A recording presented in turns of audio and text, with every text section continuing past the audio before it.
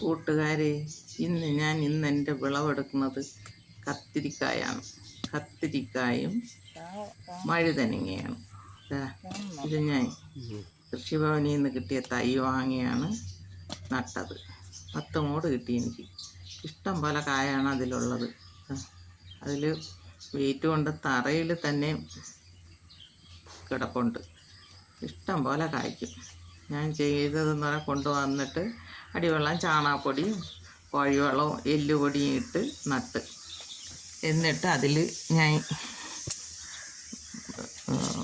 ഇത് കടലപ്പിണ്ണാക്കും കഞ്ഞിവെള്ളവും കൂടെ പുളിപ്പിക്കാൻ വെച്ച് അതിൻ്റെ തെളിയെടുത്ത് ഇരട്ടി വെള്ളവും ചേർത്ത് ഞാൻ ഒഴിക്കും. അങ്ങനെ കൊടുത്തതാണ്. ഇതിൽ ജൈവവളം മലക്കറിയിലത് ഇട്ട് വെച്ചിട്ടുണ്ട്. അതും എടുത്ത് കലക്കി ഒരു 3 ഇരട്ടി വെള്ളം ചേർത്ത് അതിലും ചേർത്താണ് ഞാൻ ഒഴിക്കുന്നത്. ഇഷ്ടം പോലെ കായാണ്. എല്ലാവർക്കും ചെയ്ത് നോക്കാം ഇതുപോലെയൊക്കെ.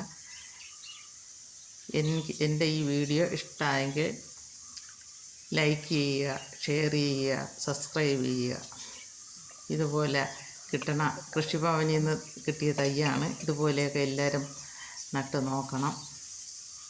ഇതിൽ കത്തിരിക്കയ്ക്കൊന്നും വലിയ ജോലിയൊന്നുമില്ല. നട്ട് പിടിപ്പിച്ച 2-3 വർഷം, എനിക്ക് 2 വർഷമായ തൈ ഇപ്പം അത് ഞാൻ മുറ്റിപ്പോയി.